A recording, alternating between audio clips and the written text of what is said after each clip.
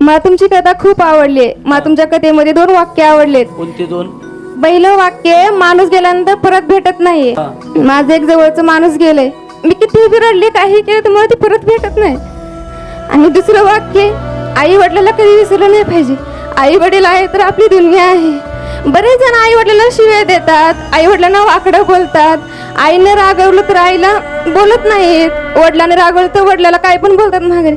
तसं काही नाही केलं पाहिजे. आपली चूक नसता पण आई वडिलांनी रागवलं तरी त्यांना आपण बळनं बोललं पाहिजे. त्यांचा हक्क आहे आपल्यावर. कोण्याही मुलानं आई वडिलाला रागवून बोलू नये, कोण्या मुलीनं आईवर रागवून बसू नये. मुलीला एकच सांगणे, आईने रागवलं तरी पण रागवून बसू नका. बाहेर आपण दुनियात गेलो तर ना बक्कळ कुत्रे आपल्याकडे वाईट नजरेने बघणारे, ते राग ना बाहेर दाखवा.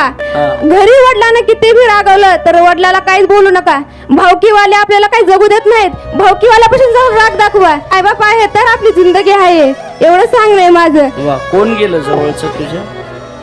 माझी आजी गेली.